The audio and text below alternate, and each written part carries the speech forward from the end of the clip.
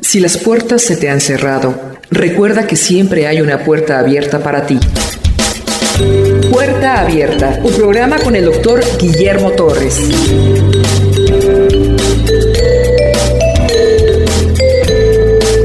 Samuel 2. El capítulo 3 dice que continuó una gran guerra. Probablemente esta guerra civil duró en 3 años más o menos entre la casa de David y la casa de Saúl. La casa de David se iba fortaleciendo y la casa de Saúl se iba debilitando. Después de esto, el capítulo nos nombra a 6 hijos que tuvo David en Hebrón, de los cuales está Amón, que es conocido, Daniel, que no es tan conocido, Absalón, conocido por su belleza y su larga cabellera, Adonías, Cefatías y Tream. 6 hijos que le nacen en Hebrón en 7 años. Abner pacta con David, se cambia de bando. Al parecer se mete con una concubina que era del harén de Saúl. Los harenes se heredaban. Lo heredó el único hijo que quedó vivo, que ahora es rey, Isboset. Cuando alguien quería quitarle el reino a otro, lo primero que hacía era meterse con una de sus concubinas. Era señal de que había invadido el concubinato y de que quería el reino. Abner se mete con una muchacha llamada Rispa del harén de Isboset. Isboset le reclama a Abner: ¿qué has hecho, Abner? Tú eres el que me coronaste como rey. ¿Por qué te has metido con Rispa? Abner, en lugar de reconocer que sí se había metido con Rispa, se pone sumamente molesto. Dice: ¿acaso soy cabeza de perro de Judá? ¿Acaso soy un traidor de la tribu de Judá? Dice: yo he cuidado de ti, he querido que la casa de Saúl crezca para que seas un buen rey, y así me lo agradeces echándome la culpa del pecado de esta mujer. Ahora yo te digo que me cambiaré de bando. Abner se dio cuenta de que Isboset nunca iba a progresar como rey. Vio que David iba creciendo. Creo que me debo cambiar de bando. Isboset se quedó calladito porque la Biblia dice que le tenía miedo. Verso 9. Así haga Dios a Abner y aún le añada: si como ha jurado Jehová a David, no haga yo así con él. Abner decide irse a el reinado de David y manda mensajeros a David para hacer un pacto. David le encanta esta idea porque esto significa que va a haber menos muertos en Israel. Quiero pactar contigo porque yo sé que Jehová te ha ungido como rey. Yo quiero que hagamos un pacto porque quiero trasladarte todo el reino de Isboset para ti. Y David estuvo de acuerdo. Lo invita a un banquete. Pero David se acuerda de que tiene una esposa, hija de Saúl, la cual se la quitaron. Y entonces le dice: está bien, vamos a hacer un pacto, pero no te vayas a presentar ante mí sin mi antigua esposa Mical. Isboset, tan temeroso que era, inmediatamente se la manda con Abner. Abner se presenta a un banquete que David le ha ofrecido. Comieron, se perdonaron algunas cosas ambos, recordaron algunas cosas de Saúl. Dice la Biblia que David despidió en paz a Abner. Pero hay un problema: Isboset vive y no puede haber 2 reyes en Israel. David jamás intenta matar a Isboset, David jamás intenta matar a Abner, pero es Dios en su soberanía que va quitando los estorbos para que David reine. Nosotros somos ganados por la sangre de Cristo. Usted que es creyente, usted que ha creído en Cristo Jesús, usted tuvo un precio, es la sangre de Jesucristo. Dice la Biblia: usted es rey y sacerdote allá. Déjeme decirle que no hay diablo, ni demonio, ni hombre, ni poder humano que va a impedir que usted un día esté ante la presencia de su Padre y del Hijo que lo ganó con su sangre. Lo mismo está sucediendo con David. No hay poder humano, no hay Abner, no hay Isboset, no hay diablo que impida que David sea rey, porque Dios así lo mandó. Pablo en Romanos: ¿qué nos podrá separar del amor que es en Cristo Jesús? ¿Angustia? ¿Tribulación? ¿Enfermedad? Ni la muerte nos podrá separar del amor que es en Cristo Jesús. Cuando Dios dijo que David va a ser rey, David va a ser rey. El problema para nosotros es que existe tiempo en la vida y no nos gustó todo ese tiempo que David tuvo que andar corriendo antes de ser rey. Han pasado casi 17 años en que Saúl ha perseguido con rabia a David. Pero déjeme decir una cosa, lo que Dios promete lo cumple, y David va a ser coronado rey de Israel. Pero volvamos al tema. Verso 20. Vino pues Abner a David en Hebrón, y con él 20 hombres, y David hizo banquete a Abner y los que con él habían venido. La cosa se puso alegre. David confesó que después de todo no le tiene tanto rencor a Abner. Abner pide disculpas por haber coronado a Isboset.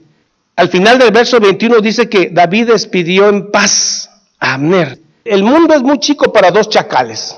Joab es un chacal y Abner es un chacal. Son gente depredadora.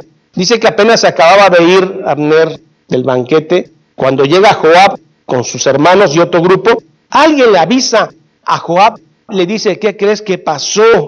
Vino Abner y estuvo en un banquete con David y David lo despidió en paz. Había dos cosas que tenía Joab contra Abner. Primero, Abner había matado a su hermano Asael y Joab no perdona.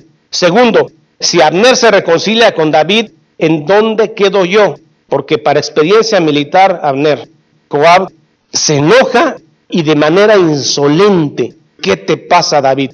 ¿Qué has hecho? ¿Has recibido a Abner? Llama la atención el carácter de Joab. Cuestiona al rey David. Verso 24. Entonces Joab vino al rey y le dijo, ¿qué has hecho? Abner vino a ti. ¿Por qué pues le dejaste que se fuera? Tú conoces a Abner, hijo de Ner. Le está diciendo a David la calaña que es, tú y yo lo conocemos. ¿Por qué lo recibiste? A David le convenía hacer pacto con Abner porque no iba a haber tantos muertos y todas las tribus del norte se iban a venir con él. Después de haber increpado tan feamente y tan bruscamente al rey, la Biblia dice que Joab se fue. Sabía que Abner no iba muy lejos y lo manda a llamar diciendo, amigo, ya que hiciste las paces con David, yo te invito a que regreses porque te tengo alguna cosita que decir. Abner comete el error de regresar. Joab se lo lleva a escondidas, que no lo sepa David, se lo lleva al oculto, pero lo pone en medio de la puerta de la ciudad. No hablaron mucho, simplemente Joab le mete la espada en la quinta costilla, exactamente como Asael había muerto, y ahí mismo murió. Joab no obedece al rey, es un tipo desafiante y es un tipo de sangre fría, igual que Abner. Al morir este hombre hay algo muy peligroso. Probablemente todas las tribus de Israel iban a pensar que David lo mandó a matar. Por eso para David era muy importante que todo el pueblo supiera que él no tuvo nada que ver. Dijo, inocente soy yo y todo mi pueblo. Soy inocente, no tuve nada que ver en esto. Y es más, David le ordena, le impone a Joab que se vista de luto y que acuda al sepelio de Abner. Mucha gente llorando porque era una persona también querida y famosa. Dicen que iba del ataúd, inmediatamente atrás David llorando para que el pueblo viera que él no había tenido nada que ver. Y en el entierro David hace unas palabras muy sentidas que hacen llorar al pueblo. Llama la atención que el asesino está presente, vestido de luto, de cilicio. Verso 31, al final, y el rey David iba detrás del féretro. David era un hombre sensible. A David no le gustan las canalladas. Lloró junto al sepulcro de Abner y David tenía esa capacidad de conmover al pueblo con sus palabras. Porque David llora y da unas palabras muy sentidas. Abner, no debiste haber muerto como aquel que muere, que tiene grillos en los pies. Y todo el pueblo lloró. David da una maldición muy completa contra Joab. Aquí está el estereotipo de una maldición. Vámonos al versículo 29. Caiga sobre la cabeza de Joab y sobre toda la casa de su padre, que nunca falte en la casa de Joab quien padezca de flujo. Cuando un hombre padecía de flujo venéreo, nadie se le acercaba, era inmundo. Cuando una mujer tenía un sangrado intermenstrual y un sangrado intenso, la gente se alejaba. Esta era gente aislada. Que nunca le falte en su familia a Joab una menstruosa así, o un hombre con flujo, ni leproso, nadie se le acercaba. Que nunca le falte un cojo, ni quien ande con báculo, con bastón. Que nunca le falte un familiar que muera asesinado a espada. Y que nunca le falte un pobre hambriento, ni quien tenga falta de pan. David, para terminar de aclarar todo al pueblo que él no tuvo nada que ver, se mete en un ayuno. El pueblo está preocupado porque le ve el rostro demacrado a David y le dice, Señor, coma usted pan. David dice, que Dios me haga así y me añada si yo pruebo un poco de pan antes de que se ponga el sol. Eso le agradó al pueblo, no solamente a la tribu de Judá, al pueblo, a las otras tribus que estaban con Isboset.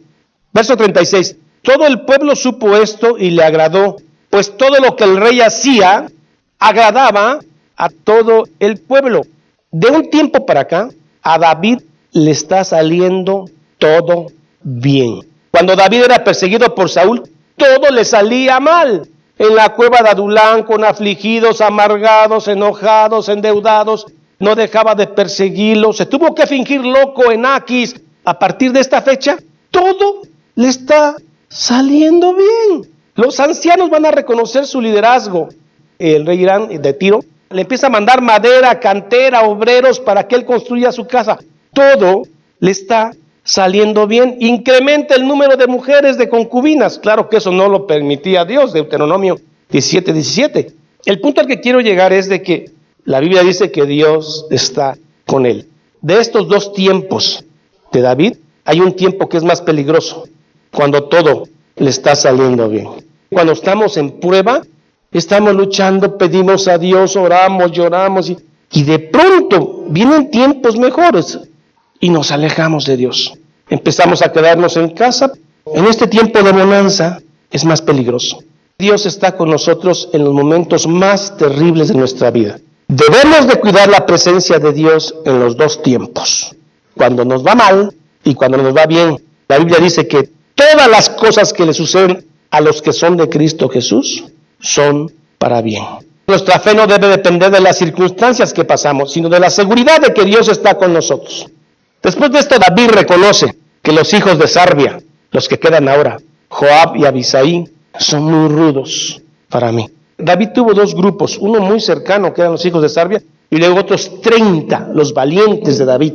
Había un valiente de David que en una ocasión mató 800 gentes. Hay otro que mató a un gigante egipcio. El gigante egipcio estaba con una espada, y entonces uno de ellos, de esos valientes de David, de los 30, con un palo, se pone a pelear con el egipcio, le quita la espada y mata al egipcio. Hay otro que se mete a un foso con 2 leones y los mata. La Biblia lo está marcando así. Dios estaba con ellos. Un día David tenía sed y donde estaba él había pura agua sulfurosa. Y dice, ¿quién me diera que yo bebiera un poco del agua del estanque de Belén?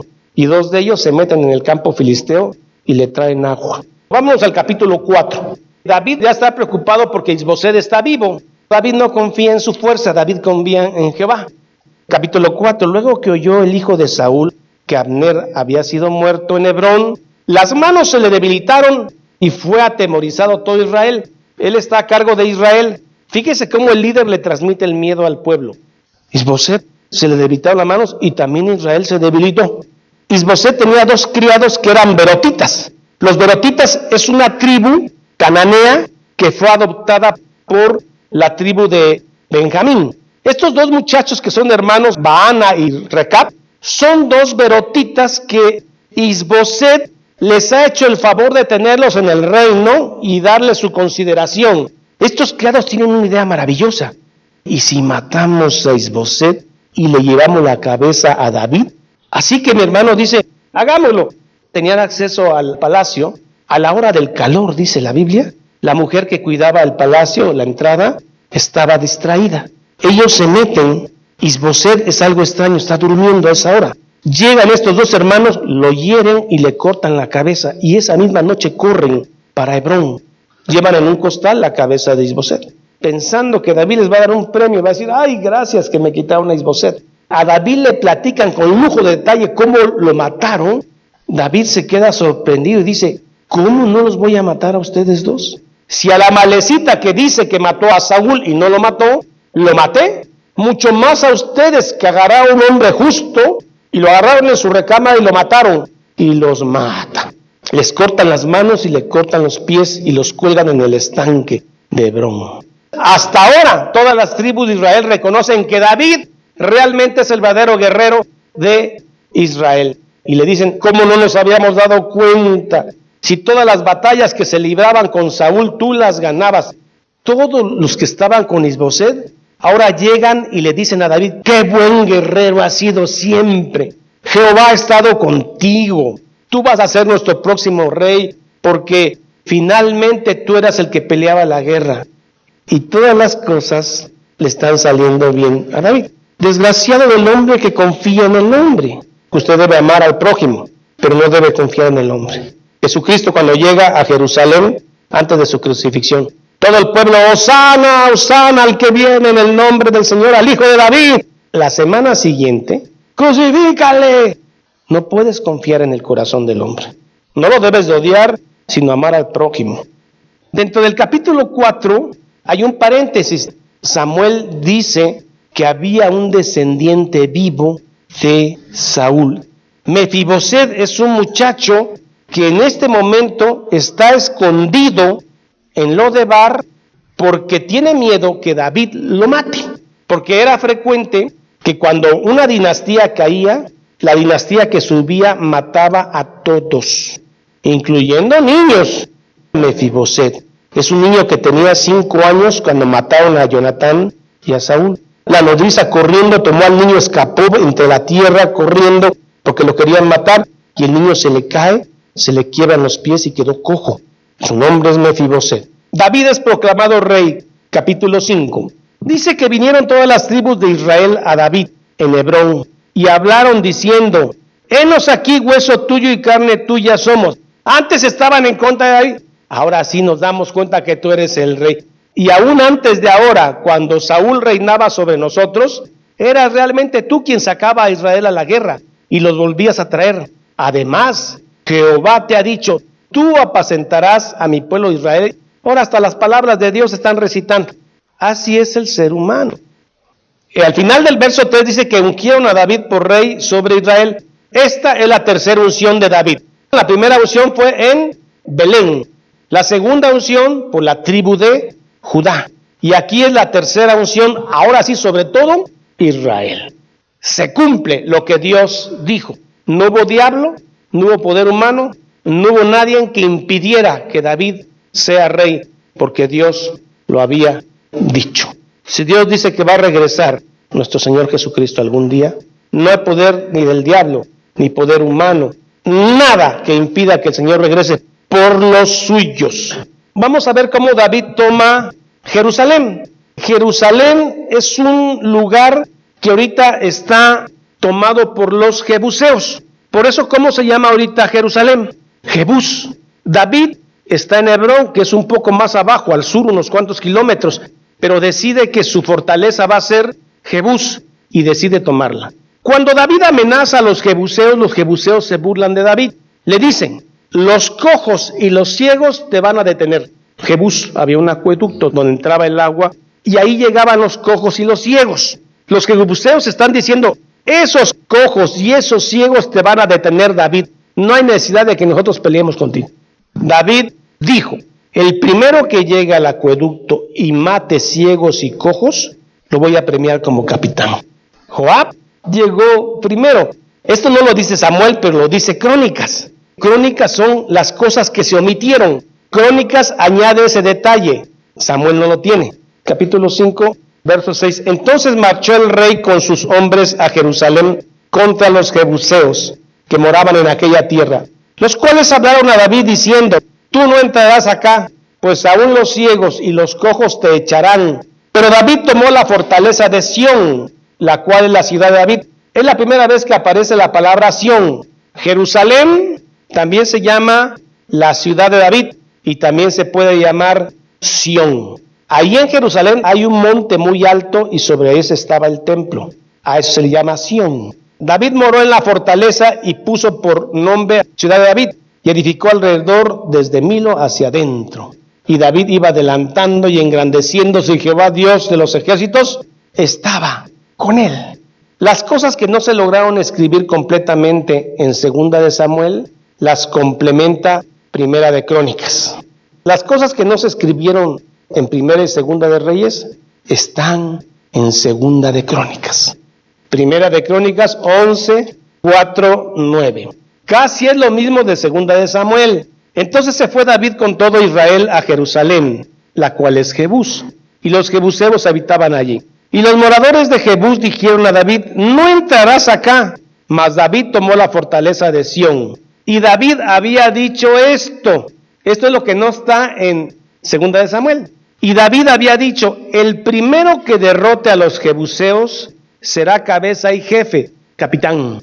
Entonces Joab, hijo de Sarvia, subió el primero y fue hecho jefe. Ya ven cómo agrega algo que se había omitido en 2 de Samuel. Ahora el rey de Tiro, de Hiram, hasta cuate se porta con David. Le dice: mira, David, te voy a enviar madera, te voy a enviar cantera y te voy a enviar artesanos para que te hagan tu casa. Después veremos cómo David, estando en esa casa tan hermosa, de pronto se asoma a una ventana y observa que el arca del pacto está en una tienda. Y dice: no es posible que yo esté en una casa tan hermosa y el arca del pacto esté en una tienda. Le voy a construir un templo. Y le pide a Dios permiso para construir el templo. Dios le dice: no, tú no lo vas a construir porque has derramado mucha sangre, pero sí me lo va a construir tu hijo Salomón. Y Salomón construye el primer templo en Jerusalén. Y tomó David más concubinas y mujeres de Jerusalén, después que vino de Hebrón, y le nacieron más hijos. Estos son los nombres de los que le nacieron en Jerusalén: Samúa, Soab, Natán, Salomón, Ibar, Elisúa, Nefeg, Jafia, Elisama, Eliada y Elifelet. Esta lista también viene en Primera de Crónicas 3, del 5 a 9. Pero hay una diferencia. Primera de Crónicas trae 2 hijos más. En total, David tuvo 19 hijos varones y una hija que es Tamar, aparte de los hijos de las concubinas. Eso es lo que está resumiendo Crónicas y 2 de Samuel. Y esto le va a costar mucho a David porque va a haber problemas familiares, sobre todo después de su pecado con Betsabé. Muchas gracias, Padre, porque en tu misericordia nos enseñas que tú estabas, mi Señor, con David, tanto en la cueva de Adulam, en la tierra de Aquis cuando se fingió loco, en Carmel cuando tuvo tanta hambre y fue humillado. Tú estabas con él en tu plan maravilloso. Así que nosotros, Señor, que a veces nos desesperamos en esta tierra llena de maldad y nos desesperamos con nuestra propia maldad, creemos que algún día veremos cielos nuevos y tierra nueva, donde more la justicia. También sabremos que así como usted se fue en Jerusalén, como ascendió, así mismo un día usted descenderá y vendrá por los suyos. Mientras tanto, mis queridos hermanos, no desesperemos en medio del dolor, en medio de la angustia, en medio de un mundo que no conoce a Cristo. No desesperemos, porque Él no retarda su promesa, y el día ya está escrito, solo el Padre lo sabe, en que Él regresará por nosotros, y veremos cielos nuevos y tierra nueva, cosa que no ha subido a corazón de hombre. Son las que Dios tiene reservados para los que aman su promesa. Señor, ayúdenos a permanecer en la fe, en el nombre de Cristo Jesús. Amén y amén. Jehová es mi pastor, nada me faltará. En lugares de delicados pastos me hará descansar. Junto a aguas de reposo me pastoreará. Confortará mi alma. Me guiará por sendas de justicia por amor de su nombre. Aunque ande en valle de sombra de muerte, no temeré mal alguno, porque tú estarás conmigo. Tu vara y tu cayado me infundirán aliento. Aderezas mesa delante de mí en presencia de mis angustiadores. Unges mi cabeza con aceite, mi copa está rebosando. Ciertamente el bien y la misericordia me seguirán todos los días de mi vida, y en la casa de Jehová moraré por largos días. Salmo 23. Esta es la paz que Dios te da a través de su palabra. Busca un grupo de personas que te ayuden a leer e interpretar la Biblia. Te invitamos a escuchar el programa Puerta Abierta con el Dr. Guillermo Torres, pastor de la iglesia La Familia de Dios. Todos los días por esta estación.